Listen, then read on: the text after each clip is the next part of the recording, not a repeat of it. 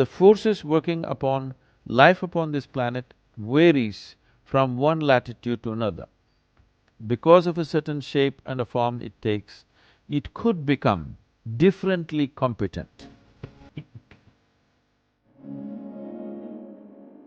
It is because of this that, being in contact with the earth is a very important part of one's health and well-being. I know the medical community would make fun of this, but I 100% stand by this.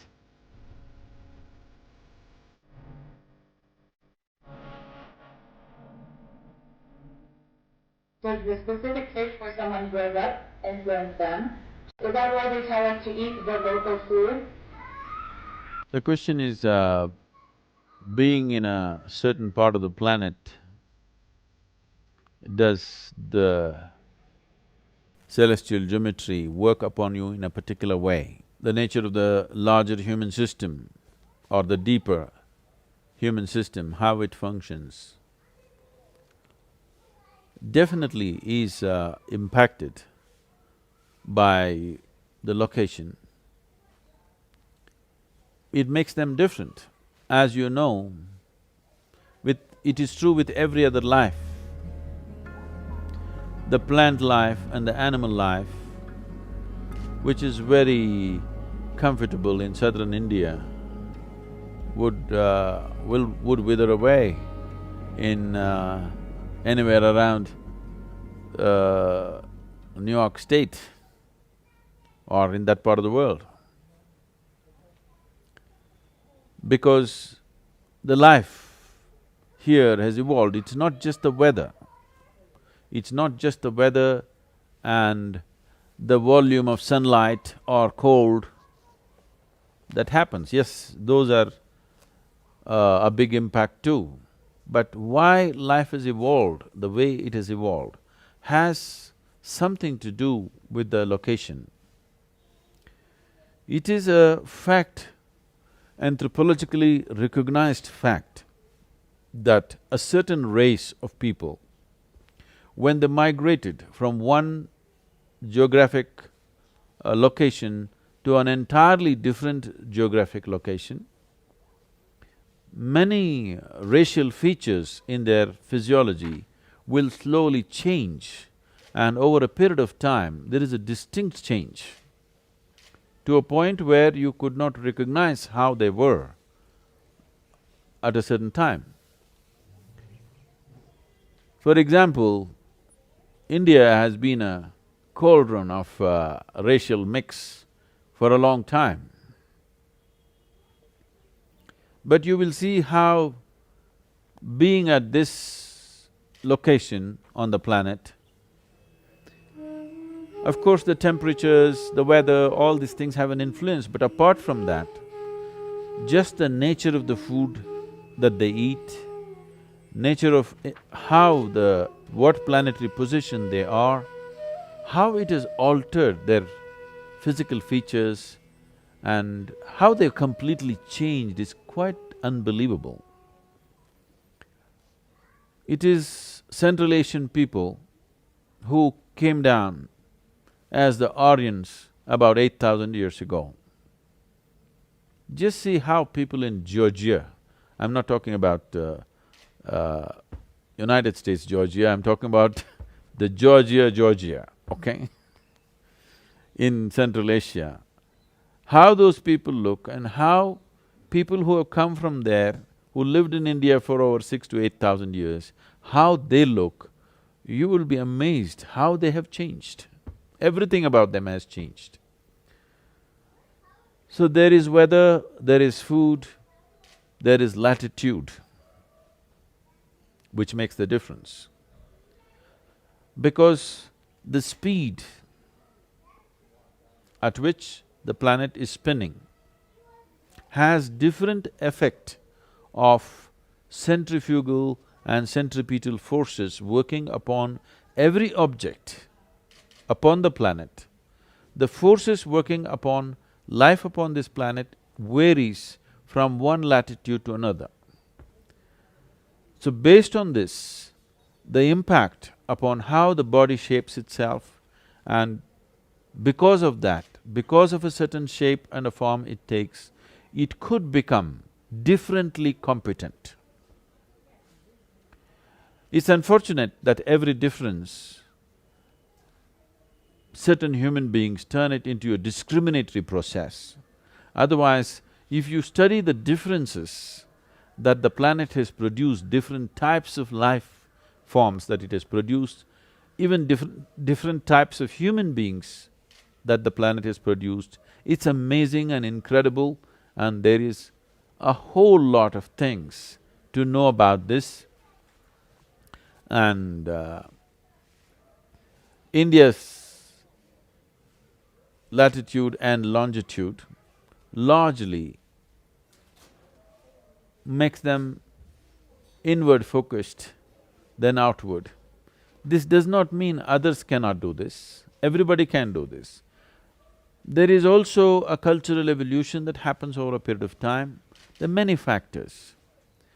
But definitely, being in different parts of the world, the body becomes competent. It's not like if you move from one place to another, now in next 2 years' time everything about you will change, need not, unless you're willing to change.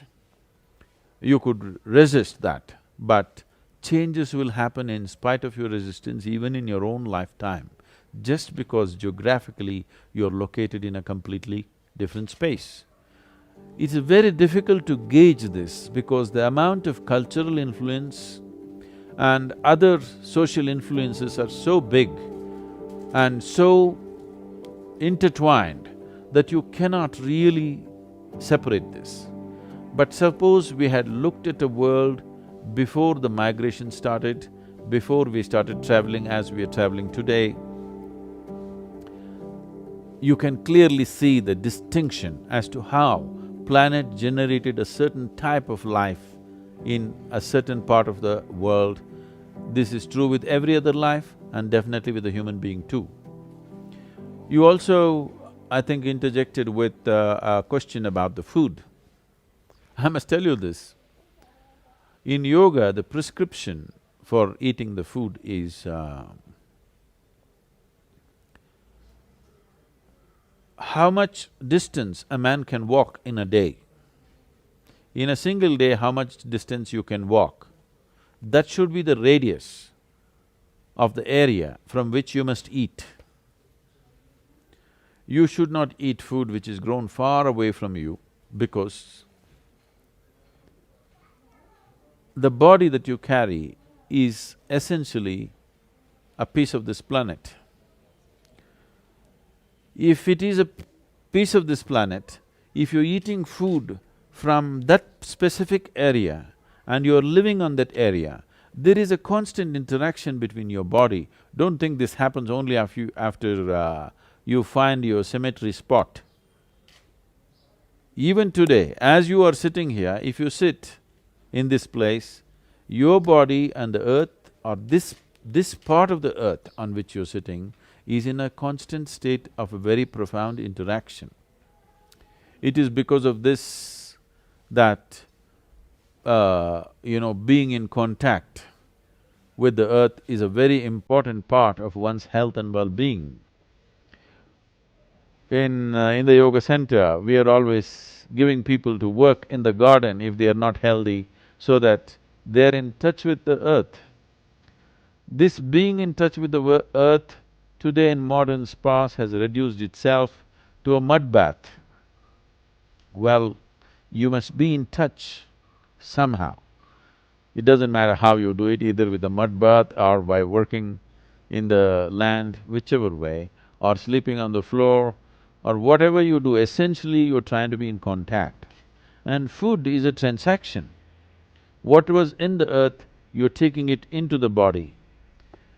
It will function best if it comes from that piece or that area of earth on which you're living. So generally the prescription is like this, how much you can walk in a day, that should be the radius of land from which you eat. That is, if you are growing food on your own farm and eating, you will see within a month's time, Suppose you live on a patch of land, grow your own food and eat, within a month's time, you will see a very distinct change in the healthfulness of your body.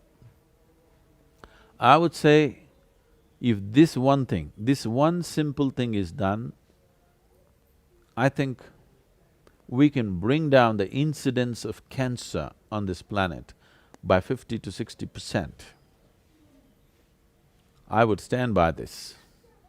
I know the medical community would make fun of this, but I 100% stand by this. At least 50% of the incidence of cancer could be brought down if we are in touch with the earth that we are living upon, and the food comes from the area in which you live, not from somewhere else. Right now, if I go for breakfast in this hotel, probably the fruit comes from New Zealand. They told me the fish comes from Vietnam, and I don't know what else come from where. So, just because we are able to transport things around and there are supermarkets which can sell the world to you, we are doing this more for pleasure, not for well-being.